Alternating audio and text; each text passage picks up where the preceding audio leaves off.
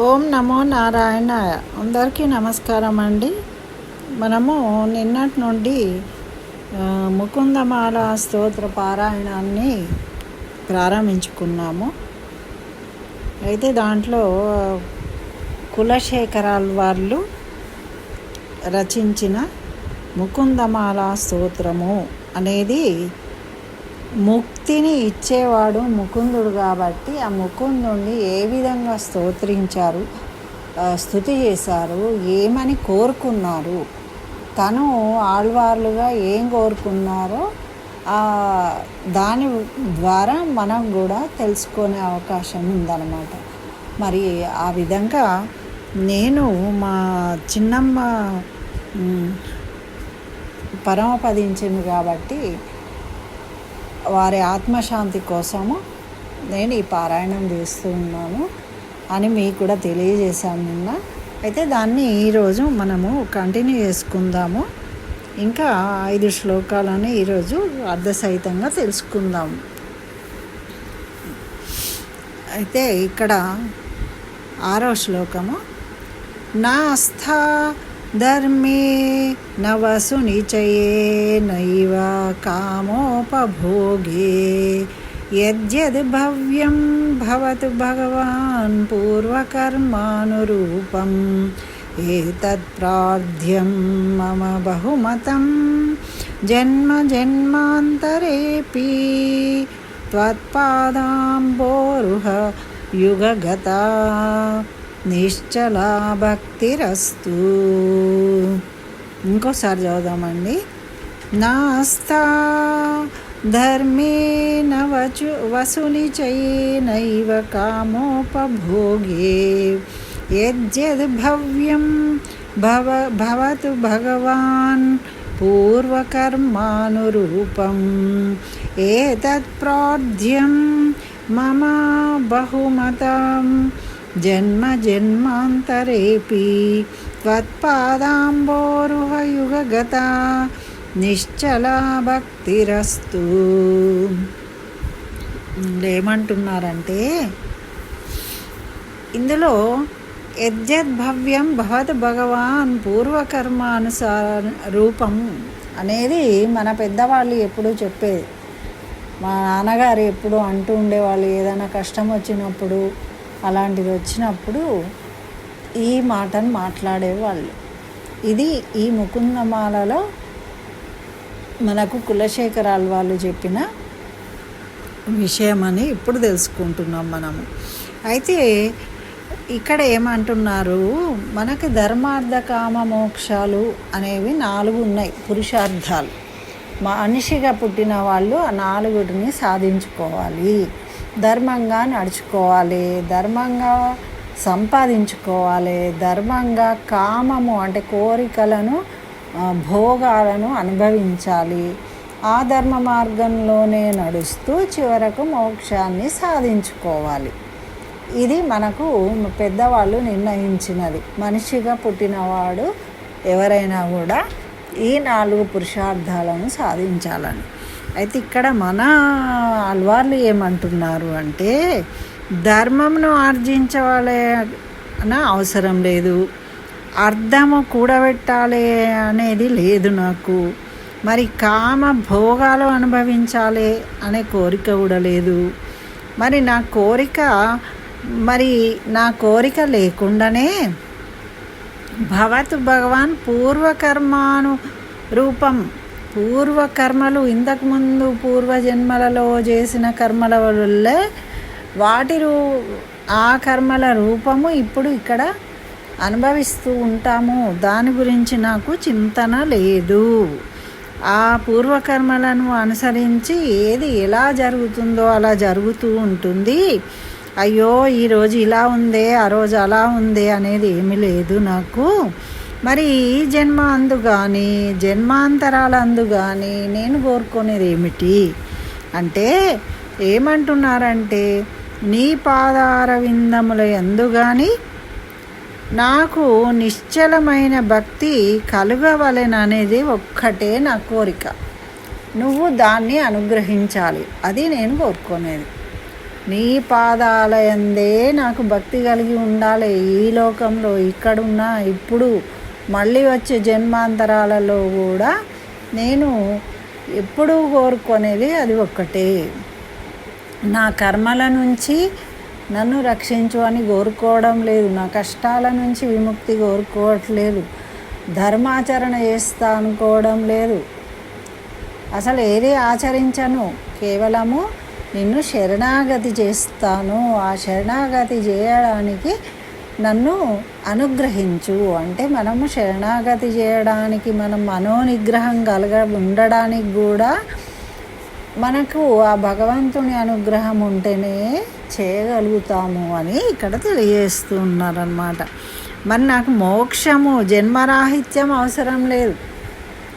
మనం ఏం కోరుకుంటాము, అబ్బా మళ్ళీ ఈ జన్మద్దురా బాబు, జన్మరాహిత్యం కావాలని కోరుకోవట్లేదట, మళ్ళీ పుట్టితే పుట్టనిగాక మోక్షం అవసరం లేదు. మోక్షం కంటే కూడా కృష్ణ భక్తే నాకు ముఖ్యమైనది.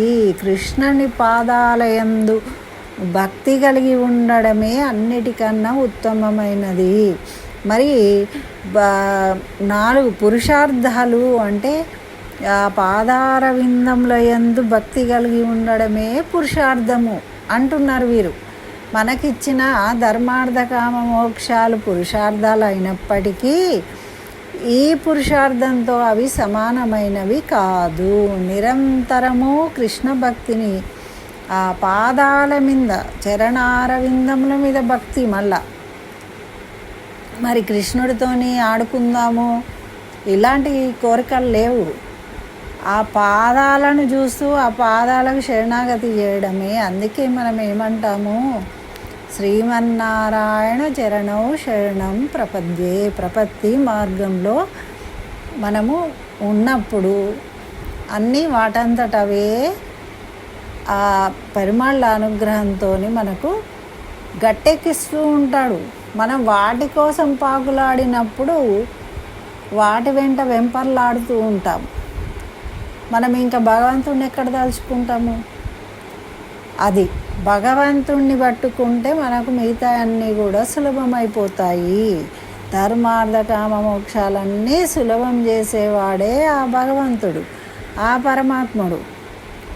మరి ఆ భగవంతుడిని స్మరణ చేసి ఆయన పాదాలు పట్టుకోక మనం ఇవన్నీ పట్టుకోవడం అవసరమా? ఇవన్నీ ఏవి ఆ భగవంతుని యొక్క పాదాలతో సమానం కాదు అంటున్నారు కులశేఖరాలు వాళ్ళు. ఆలోచిస్తే నిజమే కదండి. మరి ఇంకా ఏం చెప్తున్నారో ఇంకో శ్లోకంలో కూడా తెలుసుకుందాం. ఇది 7వ శ్లోకం అండి.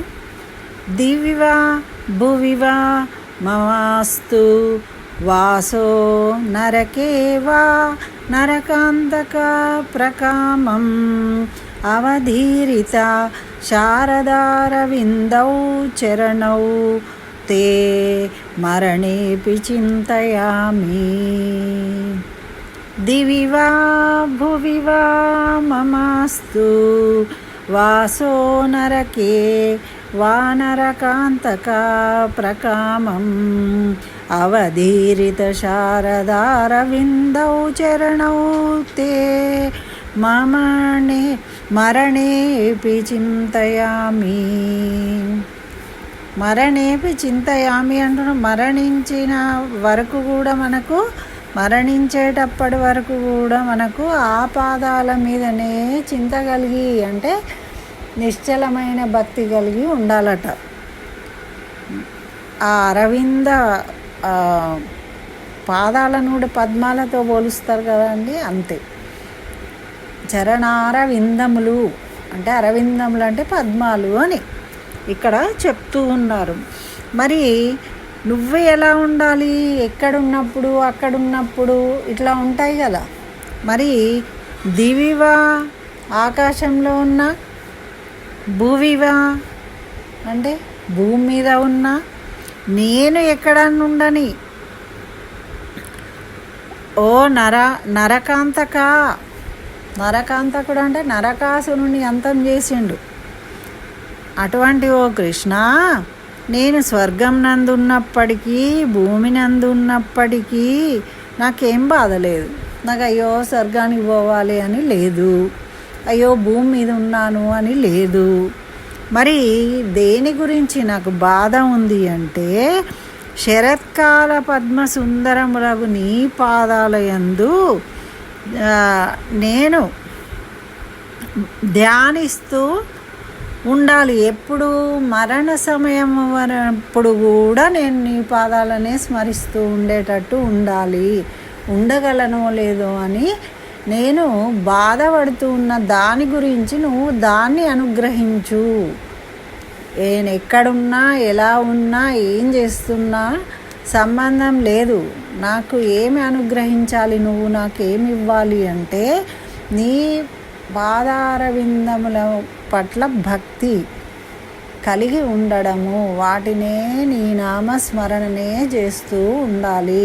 నా చిత్తంలో ఎప్పుడు దాన్ని మర్చిపోకుండా ఉండేటట్టు నన్ను అనుగ్రహించు ఓ కృష్ణ అని కోరుకుంటున్నారు. అదొకటే కావాలట, ఇంకేముందండి. మరి ఆ కృష్ణ పరమాత్మ అనుగ్రహం ఉంది, శరణాగతి చేశాము అంటే శరణన్న వారిని ఏం చేస్తారు, మరి రక్షిస్తాడు కదా భగవంతుడు. నాదేమి లేదయ్యా నువ్వే చేయాలి అంటే ద్రౌపదిని రక్షించలేదా, చీరలిచ్చి రక్షించాడు కదా. మరి మనను కూడా ఆ విధంగా రక్షిస్తాడు. ప్రహ్లాదుని రక్షించలేదా, నారాయణుడు ఉన్నాడు వస్తాడు అని ఎంత ధైర్యంగా ఉన్నాడు, అంత చిన్న బాలుడైన రక్షించాడు కదా. నువ్వు తప్ప ఇతప్పరం బెరుగా అంటే గజేంద్రుని రక్షించలేదా. మరి ఆ విధంగా మనము శరణాగతి చేస్తే చాలు, నాకు వేరే వ్యామోహాలు లేవు అని కులశేఖరాల వాళ్ళు ఇక్కడ తెలియజేస్తున్నారన్నమాట. మరి నెక్స్ట్ 8వ శ్లోకానికి కూడా చెప్పుకుందాము. చింతయామి హరిమేవ సంతతం మందమంద హసితాసనాంబుజం నందగోపతనయం పరాత్పరం నారదాదిముని బృందవందితం. చింతయామి హరిమేవ సంతతం మందమంద హసితాసనాంబుజం నందగోపతనయం పరాత్పరం నారదాదిముని బృందవందితం. చింతయామి హరిమేవ సంతతం, ఎప్పుడు సంతోషంగా హరిని కీర్తించడమే పనిగా ఉండాలి నా స్మరణలో. మరి ఎటువంటి వాడట, నందగోపతనయుడు, నందుడి కుమారుడు కదా కృష్ణయ్య. ఆయన మరి నారదాది ముని బృంద వందితం, నారదాది మునులందరూ కూడా అక్కడ చేరి నన్ను ఎప్పుడూ కీర్తిస్తూ ఉంటారు, స్మరిస్తూ ఉంటారు. అలా ఉండేవాడు. మంద హసితాసనాంబుజ అంటే చిరునవ్వు కలిగి ఉంటాడు. హసితం అంటే నవ్వు,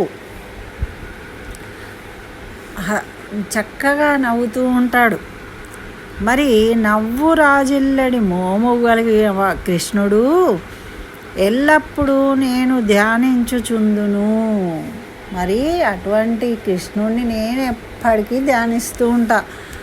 మరి హరిమేవ సంతతం, ఎప్పుడు చింతయామి అంటే ఎప్పుడు అదే చింతన, హరినామ స్మరణ చేయడమే నా జీవితము. నాకు వేరే దేని మీద కోరికలు లేవు, అది ఒకటే నేను కోరుకుంటున్నా అని అంటూ ఉన్నారు. మరి దీంట్లో ఇంకా అర్థం ఏముంది అంటే, అనన్య ప్రయోజనముగాక సర్వదేశ సర్వకాల సర్వావస్థలయందు అంటే సర్వదేశాలు, ఏ దేశంలో ఉండు, అమెరికాలో ఉండు, కెనడాలో ఉండు, స్వర్గంలో ఉండు, నరకంలో ఉండు, ఎక్కడన్నా ఉండు, ఇంకా సర్వకాలాలు, ఎండాకాలం, వానాకాలం, ఏ కాలం అన్నా కానీ సర్వావస్థలు అంటే నేను ఎటువంటి ధనవంతుని కానీ పేదవాణి కానీ ఒక చిలుక కానీ ఏ అవస్థలో ఉన్నప్పటికీ, నేను ఏ విధంగా జన్మించినప్పటికీ నేను ఏ దేశంలో ఉన్నప్పటికీ, నేను ఏ కాలంలో ఉన్నప్పటికీ నాకేముండాలి? నీ పాదముల పట్ల భక్తి మాత్రమే ఉండేటట్టు నన్ను అనుగ్రహించాలి. అదే ముఖ్యమైనది నేను కోరుకుంటున్నాను అని తెలియజేస్తూ ఉన్నారన్నమాట. చూడండి, మరి అనన్య ప్రయోజనం మనం ఎట్లా ఏం కోరుకుంటామండి చెప్పండి? మనం ఏం కోరుకుంటాము? ఎప్పుడు మాకు అది ఇవ్వాలి, ఇది ఇవ్వాలి, సంపదలు రావాలి, ఇల్లు కొనుక్కోవాలి, ఇల్లు కట్టుకోవాలి, ఎంతసేపటికి ఇదే వెంపర్లాడ్డం మనకు. ఆ బిడ్డ పెళ్ళి కావాలి, కొడుకు ఉద్యోగం కావాలి, కోడలు రావాలి, మనకు నిత్యము ఇదే పెద్ద లిస్ట్ ఉంటుంది. మరి మనం అవన్నీ ఏమొద్దు అంటున్నారు కాబట్టి మరి వాళ్ళు చెప్పిన వాటిని మనము కనీసము చదవడమో వినడమో చేయడం వలన ఏదో కదండి. మరి కొంత అయితే కొంత ఏమో ఎంత చెట్టుకు అందగాలి అని కనీసం స్మరించినప్పుడు చదివినందుకో మనకేదో పుణ్యం రాకపోతుందా? కాబట్టి కనీసము ఈ విధంగా అన్న చదవడం, ఆ చదివిన దాన్ని షేర్ చేయడం వల్ల మీరు కూడా పంచుకొని మీరు కూడా వింటారు. మా చిన్నమ్మ ఆత్మ శాంతిస్తుంది, వాళ్ళ ఆత్మ తిరుగుతూ ఉంటుంది. వాళ్ళకి ఇష్టమైన వాళ్ళ చేసే పనిని వాళ్ళు గమనించగలుగుతారట. మనం చేసేవన్నీ మనం వాళ్ళని చూడలేం, కానీ వాళ్ళు తెలుసుకుంటారు. అందుకని పారాయణం చేయడం అవుతుంది. చిన్నమ్మ కోసమైనా నేను ఈ పారాయణం చేయగలుగుతున్నా అంటే ఎంతో అదృష్టంగా భావిస్తూ ఉన్నాను నేను. అయితే ఎంత బాగున్నాయండి శ్లోకాలు కూడా చూడండి, ఒక్కొక్కటి ఎంత అర్థవంతంగా, ఎంత చాలా ఆనందం అనిపిస్తుంది కదా వింటూ ఉంటే. మరి ఇంకా 9వ శ్లోకాన్ని కూడా చదువుకుందాము. కరచరణ సరోజే కాంతిమన్నేత్రమీనే శ్రమముషి భుజవీచి వ్యాకులే గాధమార్గే హరిసదసి విగాహ్యాపీయ తేజో జలౌఘం భవమరు పరిఖిన్న ఖేదమద్యత్యజామి. కరచరణ సరోజే కాంతిమన్నేత్రమీనే శ్రమముషి భుజవీచి వ్యాకులే గాధమార్గే హరిసరసి విగాహ్యాపీయ తేజో జలౌఘం భవ మరుపరిఖిన్న ఖేదమద్యత్యజామి. అంటే ఏమంటున్నారు ఇక్కడ? ఈ సంసారం అనే ఎడారట. మనము ఎడారిలో ఉన్నట్టు. ఇప్పుడు ఇలా ఏమీ లేదు. ఇసుకలో నడిస్తే ఏముంటుందండి? ఓ చెట్టు తినడానికి, ఓ చెట్టు ఆకు ఏమీ దొరకదు, నీళ్ళు దొరకవు. ఎడారి లాంటిది ఈ సంసారము. ఈ సంసారంలో మనం ప్రయాణం చేస్తూ ఉన్నాం. మరి చేసి చేసి చేసి చేసి అలసిపోతున్నాము. మరి మన ఆళ్వాళ్ళు కూడా అలసిపోతూ ఉన్నారట. అలసిపోయినప్పుడట మనకు ఏం దొరికింది అంటే ఈ హరి సరస్సును చేరిండట. అలా సంసారం అనే ఎడారిలో నడిచి నడిచి నడిచి అలసిపోయిన సమయానికి భగవంతుడు గుర్తొస్తాడు మనకు. కాబట్టి అటువంటి ఆనందపడతాం. భగవంతుడు గుర్తు రాగానే అప్పుడు భక్తిని ప్రదర్శిస్తాం. అయితే ఆ సరస్సును చేరినట్లు, ఆహా ఎంత సుందరమైన సరస్సు ఇది! ఈ హరి కరచరణములే మిలమిలలాడే చేపలు. మరి ఆ సరస్సులో ఆ హరినామమే అటువంటిది. మరి ఆ హరి చేతులే మిలమిలలాడే చేపలట, కదులుతూ ఉంటాయి కదా అట్లా. మరి భుజములే అందుకదలాడు కెరటాలట. చూడండి, ఇక్కడ మనము అలలు వస్తాయి. అలలు వస్తూ ఉంటే ఎంత ఆనందం అనిపిస్తుందండి. అట్లా నీటి దగ్గర కూర్చొని మనం ఒడ్డుకు కూర్చొని చూస్తూ ఉంటే. మరి ఇవట శ్రమలన్నిటినీ హరించి వేస్తూ ఉన్నాయట. మరి అలలు ఏం చేస్తాయండి? మన మీదికి వచ్చి మనను తడిపేసి మళ్ళీ వెళ్ళిపోతాయి. అలా వచ్చి వెళ్ళిపోయినప్పుడట మనలో ఉన్న పాపాలన్నీ, క్లేశాలన్నీ, దరిద్రాలన్నిటినీ తీసుకొని హరించి వేస్తాయట.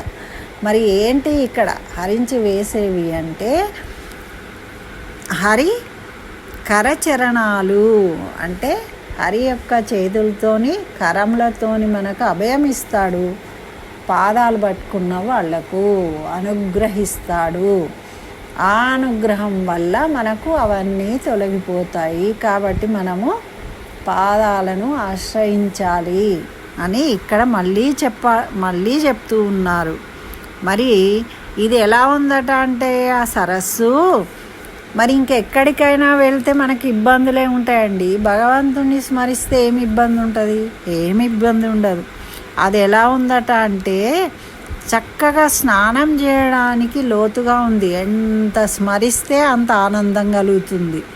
చక్కగా స్నానం అంటే స్మరించగలగడం. మనం స్మరిస్తూ ఉన్న కొద్దీ మనకు ఆనందం కలుగుతుంది. చూడండి, నీటిలో స్నానం చేసినప్పుడు మనకు బడలిక అది ఈరిపోతుంది కదా. మనకు ఎంత అలసిపోయి ఉన్న వాళ్ళైనా స్నానం చేస్తే హాయిగా ఉంటుంది, రిలాక్స్ అవుతాం. ఎందుకు?